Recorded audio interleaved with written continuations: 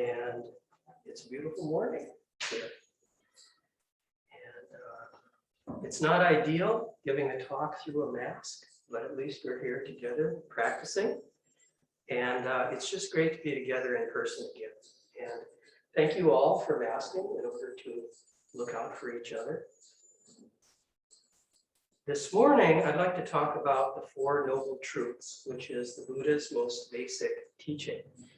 I'm in the process of teaching an introductory class on the Four Noble Truths that meets on Wednesday nights. We've had one class so far. And in that class, I told the story of the Buddha's life to talk about what got him to the point where he was ready to set forth this doctrine of the Four Noble Truths. And we also began to examine dukkha, which is usually translated as suffering. And we're going to move on to desire and the cessation of desire and the Eightfold Path, which is a method for achieving this.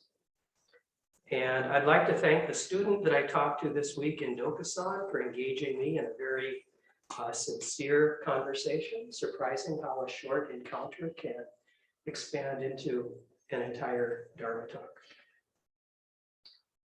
So this morning, I'd like to explore the Four Noble Truths by talking about an extended example of how to deal with desire and the cessation of desire during challenging times.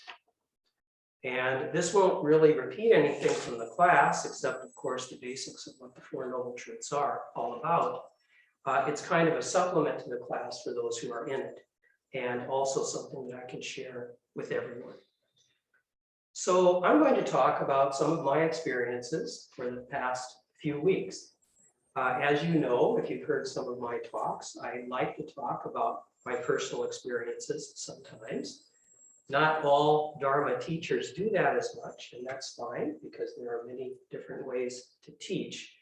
But I'm kind of compelled to talk about what is most alive for me, and I think that tends to help me to share the Dharma, to kind of share how you do this stuff, which is my primary interest. So it helps me to be more compelling, I think. And also, it's just an ongoing story I like to kind of share about reopening the center, which is something I talked about in my last couple of Dharma talks. If you'll forgive me for kind of ranking things, I have to say that this past month or so has been one of the most wonderful, joyful, and intense and challenging times in my entire life. And I've been very much energized by it. During this time, we finished up the construction here and we prepared for reopening.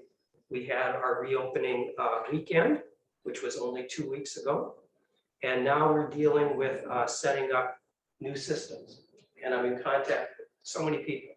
I get to talk to and work with so many people. It's just wonderful. And I'm really grateful that I'm in this position where I'm able to have this kind of a deep extended challenge, which has been so vivid for me and so engaging. And it's really deepening my practice. As I've said before, it's like being on a sesshin, a formal retreat, except it's all work period and it goes on and on and on. But I feel alive and it's great. And sometimes it's hard. And this morning, I'd like to talk about how desire and cessation of desire work when things get hard. To do that, I have to talk a little bit about the difficulty of the past month, just a little bit. And I hesitated to even talk about this because it would be really easy to continue to talk about the pure joy and ecstasy of reopening. And that would be fun. And I could go on and on about that.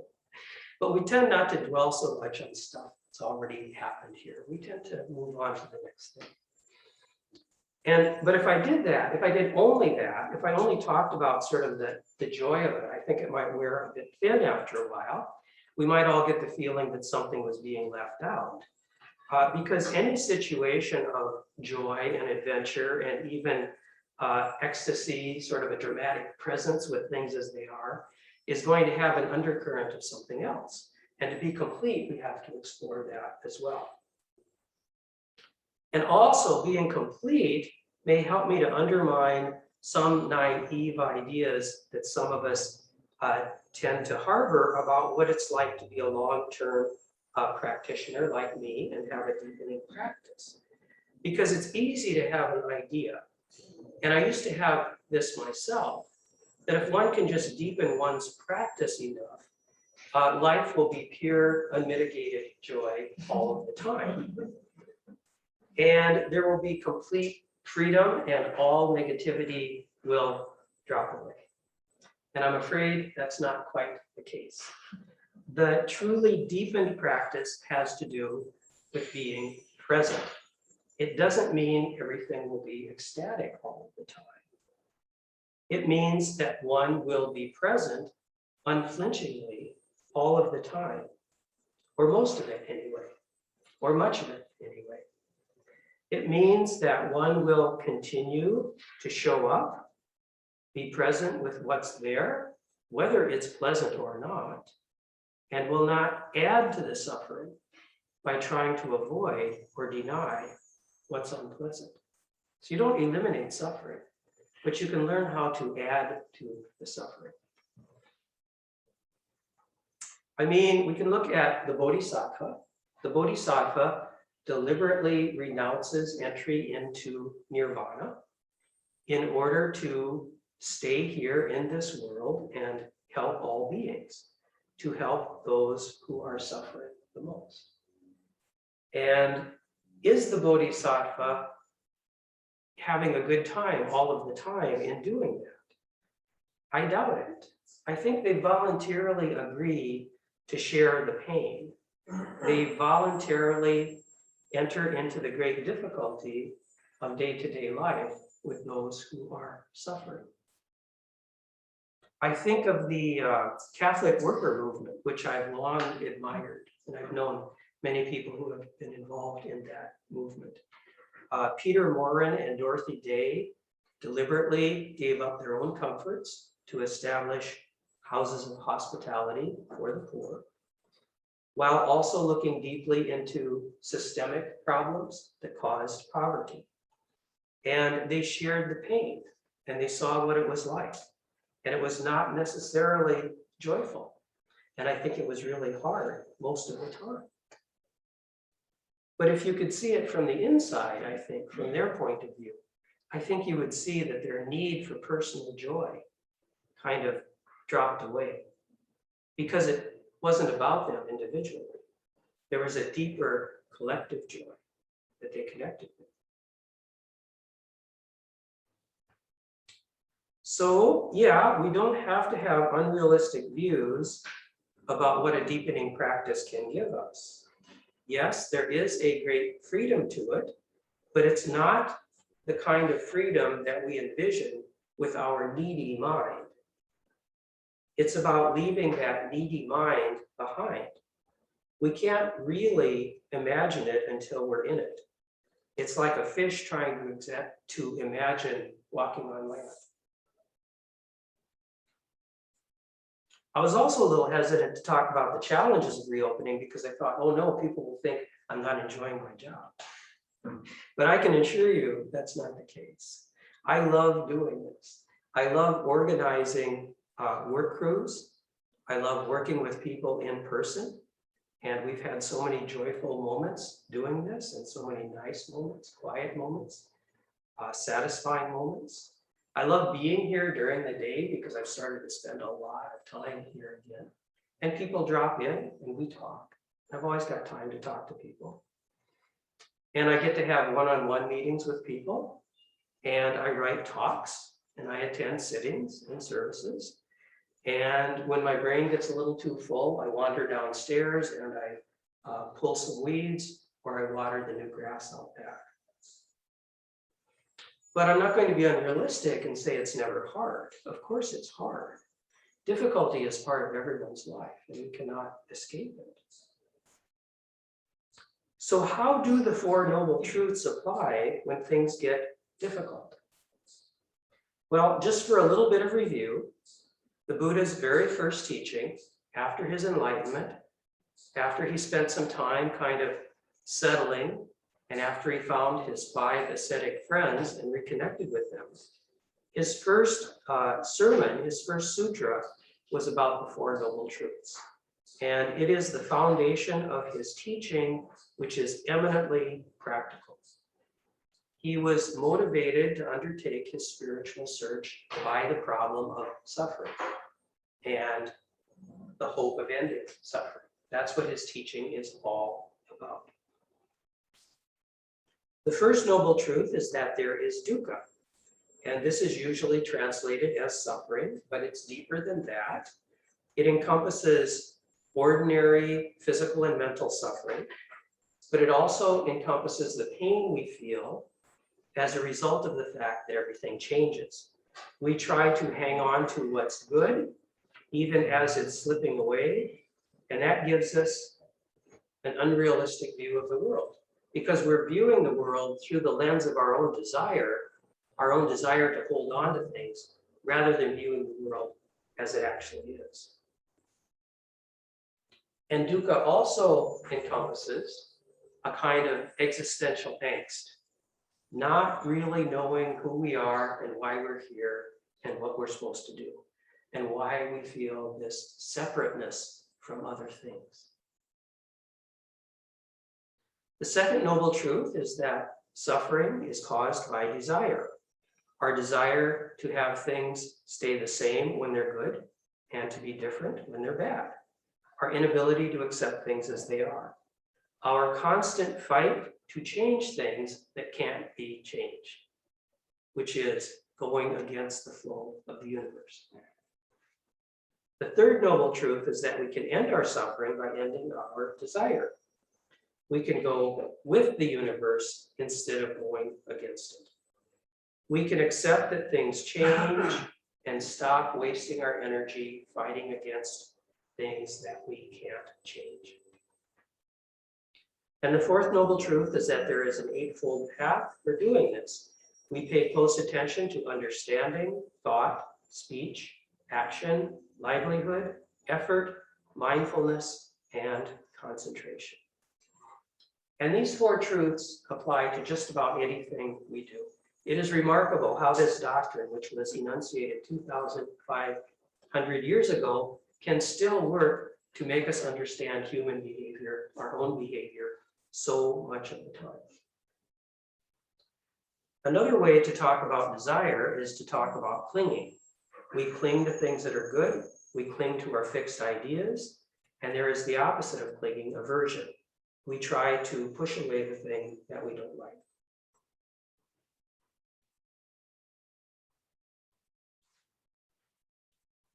So I've had plenty of opportunities to apply the 4 noble truths in the recent past. As you know, if you've been around at all, we've reopened after 16 months of closure. The closure was due to COVID, but it also coincided with our construction project. We're in a new Zendo and we're back. And it feels like there have been several phases to this. There was the initial planning phase, which went on forever. And then there was the decision-making about the construction and raising the money. And then there was the closure of the center, which was just really rapid in response to COVID, and the rapid setting up of new systems on Zoom. And then there were 16 months of exclusive Zoom practice. And there was a time when the building sat empty, and then the construction phase. And the construction workers left the building for the most part on July 28th, which was only 25 days ago. And that started the new phase of intense work, which many of you know about. A lot of you know about, I can see as I look around, because you were here. You were dusting, removing massive amounts of dust. You were shop vacuuming, sweeping, spreading mulch outside, and just a little bit of everything. And that built up to our reopening celebration, which was just 14 days ago. And if you were here, I think you saw that it was a really joyful day. I was in my office reading people who came up to take a look at what was going on up there. And afterwards we had tea in the backyard. And it was just, I thought it was just one of the great days of my life because so much had gone into working toward that day. And it was such a joyful thing. And this Sangha means so much to me. So thank you, thank you, thank you. And right after that, we started, so 2 weeks ago, we started settling into a new phase. And this was a phase I really hadn't anticipated or thought about very much. I think I had kind of a naive idea that we would have our reopening and then everything would be back to normal and we would just settle into things the way it used to be. And I could see my Eno is laughing here because he may have anticipated it more than I did. But it slowly dawned on me that that's not the case because there's so much left to be done. You know, there's still a lot of physical work. There are still things to set up. We have to set up the changing room and the activity room. And we still have things stacked up here and there that we have to find places with, places for. We have to restore the grounds outside. That's going to take probably a few years. And we have to set up new systems. How do you move around in this new Zendo? How do you train all the doans? What kind of work needs to get done in that 10-minute period after morning meditation when we have a little work? When can we get all of the altars up? And how do we fill all of these positions? You know, we have a lot of volunteer positions here at Zen Center. We have our who does what chart, which is a long sheet with very small print. There are a lot of names on there. And some people have moved on during this period. And we have a lot of willing volunteers, a lot of new folks moving into volunteer jobs, which is just wonderful. But we need to train them. And sometimes there's a little lag time on that. And we do have a bit of a shortage of people because, for one thing, a lot of people are not comfortable with coming back to be present here physically with other people yet because of COVID, which I totally respect and totally understand. And I'm glad they're taking care of themselves in that way. And I'm glad that we still have Zoom so we can still connect. But we have a number of open positions, things like Tuesday greeter and Sunday attendant. That's the person who brings in the podium and does a few other things. And so those are open. So by the way, if you would like to take something on, please talk to me or talk to our Jeremy about that. And then there has been setting up the new Zoom systems, which is really a bit of a challenge because we want to have hybrid programming, or in some cases parallel programming. And because we need to include everyone. And I'd really like to commend our tech team, especially Paul and Bernie, who have been just great and have put in this massive effort and hours and hours and hours that they've spent here, running wires here and there and figuring out things that I don't understand at all. And they've done a truly remarkable job. But it's a complex process. And as I've said before, I hope everyone on Zoom will kind of be patient with us as we work the bugs out. And that Zoom experience is going to, I think, steadily improve. And as I said before, it was paramount that we get back together practicing in person rather than trying to perfect everything and waiting to invite everyone in. So yeah, we're in this new phase here. And I still love my job, but now and then I'm like, wow, that particular problem is still here. And it's been a long day and I'm not sure I'm up for that right now, which is fine because unless there's an extreme deadline here, I can relax, I can leave it for the next day, I can come downstairs, I can sweep the front walk. I don't need to be relentlessly driven about this stuff.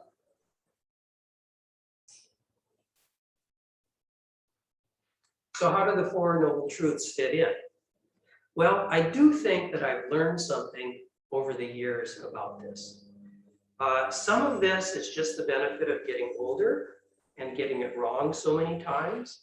that eventually you wake up and you say, you know, I could try something different this time and maybe not get it wrong this time. And some of it, most of it, I think, is the benefit of practice, the benefit of trying to live these basic teachings. And I think what I've learned is to not get too excited about how it's going. It's true, you know, on the one hand, that I reached this kind of ecstatic state, putting in these long hours and everything, and just keeping at it with this kind of extraordinary momentum and energy. But I think my attitude toward it was crucial as well. Don't make too big a deal out of it. I think when I was younger and I got it wrong so much of the time, I would have said to myself, finally, it's happened. I've become the person I've always wanted to be, and it's going to be like this from now on.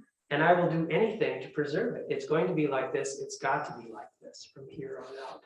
I tended to do that whenever things got good. But I took that approach a lot of times. I got burned a lot of times. And I just know now that that approach would be a big waste of energy, because I know this is not going to last forever. The energy will fade. And in fact, it's fading a little bit now. And it'll become kind of a grind. And it's already doing that to some extent. And it's not surprising. It's just fatigue, that's all. But we see this kind of thing a lot in older people. They've got this steady thing going because they've seen it all. That's one reason elders are so valued. They see the long-term picture, and they know that things go up and down, and they know that there's a steadiness behind it all. So I accept this fall from grace. Here I go. It's okay. I'll be present during the fall. It doesn't have to be great all the time. And I know from long experience, if I truly accept the fall, it will turn into an ascent again. That always happens. At least that's the view from kind of a self-centered point of view. If you accept the fall, it turns into ascent. The non-self-centered way of looking at it is that there really is no fall and no ascent. It's just being. I'm ready for it, whatever comes up, because I'm not too excited about whether it continues to be good or whether it turns bad or anything. I'm just there. I'm just there with it, steadily. So I say, don't try so hard to hang on to the good stuff. Don't try so hard to push away the bad stuff. And it's not so much a matter of bad or good. Just let it all in. I can set aside an intractable problem for a while. I can go outside and enjoy the yard. I can talk to a neighbor. I can hang out with people who drop in during the day. I can hear the chirping of the cardinals and the chipmunks during morning meditation. I can pay attention to all that. So that's the basic practice of the Four Noble Truths. You see how your suffering is grounded in desire. The desire to have the good things continue to be good. Our desire for the universe to conform to our needs. We can let go of that desire. We can see the universe as it is, not as we want it to be. We can stop clinging, and that's the practice. And you can free up so much energy if you stop clinging. One thing that helps me now, when we're in this new phase of setting up systems, and as we're realizing that we did this extraordinary thing of upending everything through construction during a pandemic, and that it's going to be kind of a slow grind to finish setting it all up, one thing that helps me is to accept the grindingness of it. It is a bit of a grind. That's okay. We know about the grind. We're familiar with that. And this is where Zen practice coincides, I think, with our attitude toward work. Or I should say my attitude. I shouldn't speak for others. And I'm from an earlier generation than many of you. and I know attitudes about work are changing. But I think about my own attitudes toward work and how they help me. And that maybe they have a bit of a dark side to pay attention to as well. And I've talked in recent weeks about work in the sense of being present with it, just being here, doing the work, which we might call right mindfulness. But today I'm thinking more of the persistence of work, keeping at it over time, which is something we might classify as right effort. And I was a bit of a latecomer to the principle that steady, persistent work is a good thing. I spent a lot of time in my 20s avoiding steady work because I thought I had bigger fish to fry. And it was a big wide world and I wanted to get to know it on my terms. And so I would earn some money sometimes and then I would save it up and I would take some time off and I would live cheap. But I had a few forays into steady work early on. When I was maybe, I think about 20, I spent 3.5 months at a factory bending sheet metal, running a brake press on the graveyard shift, working with my dad and my brother. And it was really good. And you punched a time clock in those days. And I bet a lot of people here have never punched a time clock, but that's what you did.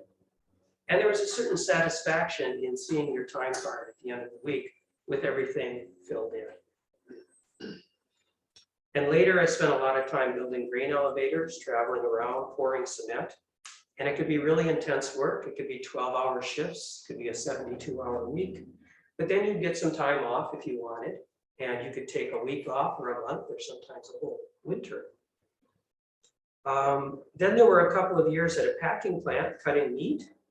It was a good union job, United Food and Commercial Workers, and it was more money than I had ever dreamed of. I got up to $9.26 an hour in 1982, and I got a nice truck and everything. And again, there was a time clock, and we usually had to work more than 40 hours, which meant time and a half, which was really great. And so most weeks I would have a full-time card, and usually it was 44 or 46 hours. And there was this sense that you just keep on grinding away. You know, it was hard work, really unpleasant work, and kind of dangerous work. But you just keep grinding away. No matter what happens, you just keep showing up for work. And everything else is subservient to that. You do what you have to do, but you fill in that time clock. And that's good because it's right effort. But it kind of has a dark side too, because you can end up justifying just about anything if it enables you to get through work. And after the packing plant, I went without a job again for some time while I was concentrating on political activism. And then finally, at the age of 30, I became a father and I began a period of continuous full-time work or sometimes school, which has lasted through now. And I'm really grateful for that. And I know not everyone is able to manage that because sometimes there are economic concerns. You don't have a job, or there might be childcare difficulties, or there might be health concerns. And I've had really good luck and also a lot of privilege of a certain kind that makes it easier for me to stay employed. So work is one kind of a grind. For some folks, merely existing is another kind of grind. I've had it easy. There are different kinds of grindingness that you can learn from. There is the day-to-day grindingness of oppression. But for me, I've learned a lot from the grindingness of work. You just keep doing it. You don't always expect things to be good. That's why they call it work. You don't get too darn excited. And so I think that principle, which I absorbed over a number of years, that principle that you just keep doing it has served me well in connection with my Zen practice. You just keep showing up, whether it feels good, whether it doesn't. You do the sitting. You don't get too excited about how it's So sometimes the Four Noble Truths can seem pretty mundane. It seems like we always want it to be better or to be different and not to be mundane. But, we're just going to have to knock it off. We have to do the work. And retreats help with this. A 7-day retreat kind of wears you down at some point, and that's the idea. Finally, you just do the work and you drop the drama. So grinding away, I don't mean to sound grim. I love the work. Sometimes the work gets hard. I try to not make it harder by trying to make it be what it's not. And that's the practice.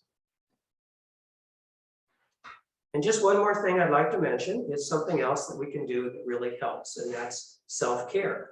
That's really not part of the Four Noble Truths, not directly at least. There's no step on the Eightfold Path for relaxing and taking a nap and good nutrition and getting exercise. But self-care is more about the middle way, and the middle way is tied in ultimately to the Four Noble Truths. Because it was only when the Buddha found the middle way that he was able to formulate this teaching of the Four Noble Truths. I talked about this in my class, about how Siddhartha had subjected himself to all kinds of deprivations, including almost starving himself to death, almost as if he wanted to kill off his body in order to free his mind. And he was sitting in a graveyard one evening, and a cool breeze came to him. And he remembered how, as a child, he had experienced this feeling of bliss unbidden while sitting under a rose apple tree. And he realized that you don't have to deprive yourself so much in order to be enlightened. And he took solid food again, and he looked after himself. And it was then that he was ready to sit down under a tree and push through to complete enlightenment.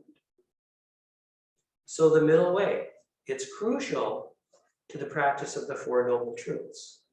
We won't have the energy to examine our suffering and its sources, and we won't have the energy to do something about it if we don't take care of ourselves. So I said earlier that I learned this approach to work, which is that everything is subservient to the full time card. And that can work, and sometimes it has to. Sometimes we don't have a choice because we need the money. The kids have to eat. We don't have time to take care of ourselves. And we have 3 part-time jobs.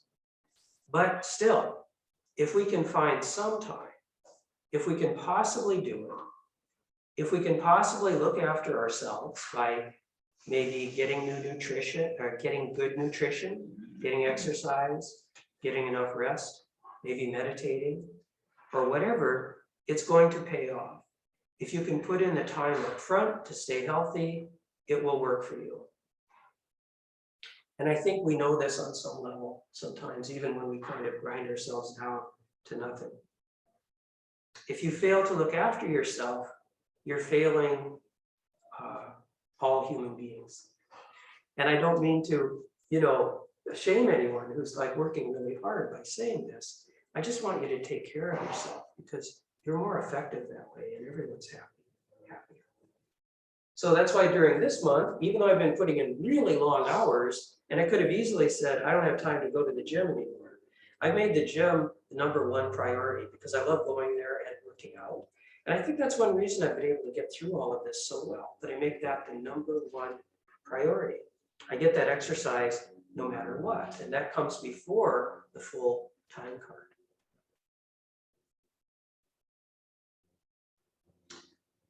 So this has been a talk about what to do when things get hard, and what do you do? Keep at it and don't get too excited. And it's kind of funny, right? But that's my distillation of advice after this very exciting and wonderful time. Keep at it and don't get too excited. But we kind of exist on 2 levels. Even when things are very, very good, and this is important, even when things are very, very bad, we have a kind of day-to-day quietude and a kind of no-big-dealness that helps us to get through. And Zen practice is a lot about that. Being less governed by the vicissitudes of life. Steady on. Love the highs, get through the lows, and through it all, have comfort in that steadiness. And I remember saying to a Buddhist teen group at our first meeting years ago, that I want to share this practice with all of you because I want you to have a place to go. I want you to have a place to go in the sense that I want you to know that you can come to the center here and get support when you need it, but also that you have a place to go inside, that you know you can access that steadiness and persistence and that no big dealness, and know that it's always there and it's always available to you, whatever dramas you might have going on. And so that's my wish for everyone here as well. And that's what I have to say this morning. And if anyone would like to comment, I would be happy to hear from you. And that includes folks on Zoom, right?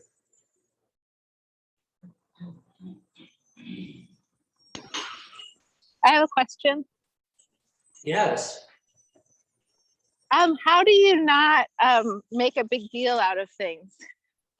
I mean, I understand the idea that you would say to yourself, hey, this doesn't mean it's going to last forever. This doesn't mean something about how great we are. So I understand like that kind of talk, but sometimes when you get really excited or really happy about something, like it's hard. It can be hard to like unpack that. It just feels like I'm not thinking anything. I'm just happy.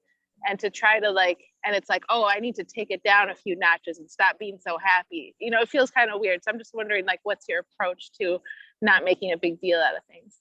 Yeah, one thing is what you mentioned, which is, I think you kind of talk to yourself about it. You know, you kind of remind yourself of steadiness. But the other, I think, is just through practice, this kind of thing will happen naturally. If you just keep doing the practice, doing the meditation for a long enough time, I think this steadiness just kind of grows within one. Does that make sense to you? Yeah, thank you so much. Yeah.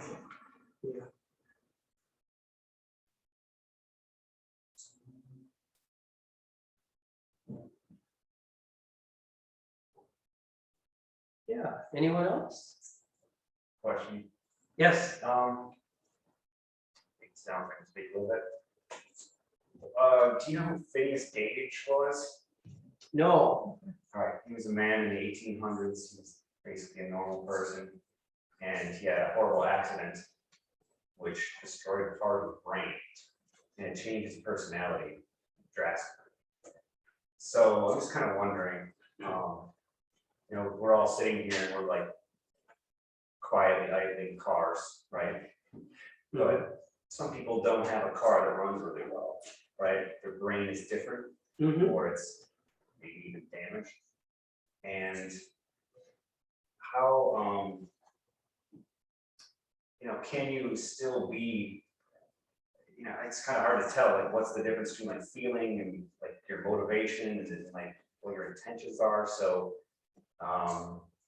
can someone who is, you know, imbalanced, not from their own desire to be, but just is, you know, even with like feeling or acting and doing things that are not quiet, you know, they're not peaceful, still find a place like that? Or how does that work in a practice like this? Can you still be mindful while being emotional or, you know, outside of what normal, you know, people would consider at peace and quiet? That's a good question.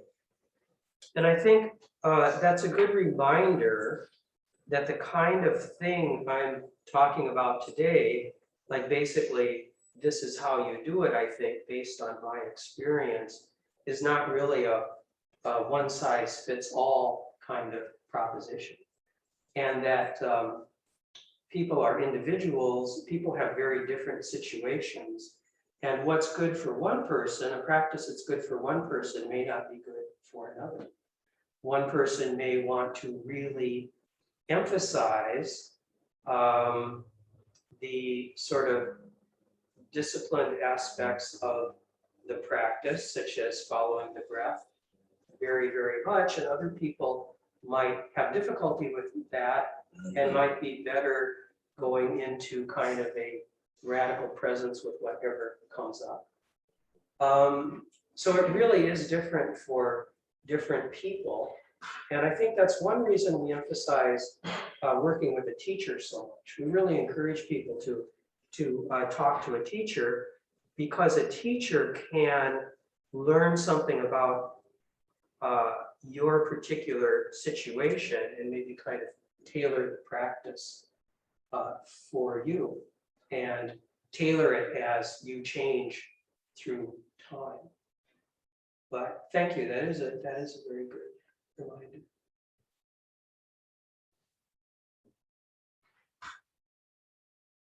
Yes. So in talking about work, it brings up a couple of things for me. One,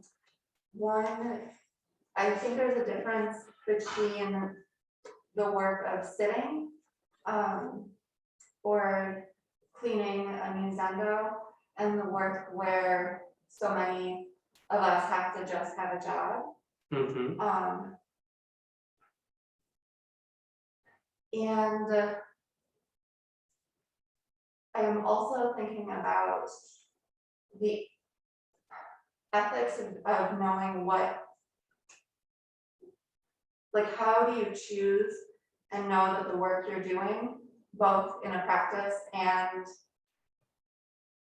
maybe this is going down another like social rabbit hole, but you have to do work that is ethical, because you can just sit and become sort of numb and zombie-like and just do work and participate in things that are very harmful. So how do you know that the work you're doing is right? Mm-hmm. How do you know that the work you're doing is right? Yeah, and that's the question of right livelihood, of course, which is part of the Eightfold Path. And yeah, that's a really big subject. And I do think it's important to do work that is not harming, work that really promotes the general good. But at the same time, I'm familiar, from my own work history and that of many other people, that sometimes we don't have so much of a choice about what kind of work we've done. And I've done many different kinds of work, and some of it was really, really beneficial, and some of it was maybe not so great. So I think I'm a little forgiving in that sense, because of what economic necessity drives us to do. And I think that that's one factor we have to keep in mind as we just continually strive to do the best work we can do, given our own limited circumstances. So I hope that is helpful. Thanks, Anna. Okay, well, why don't we stop here and we'll turn it over to John, our esteemed door. Thank you, Beth. I'm going to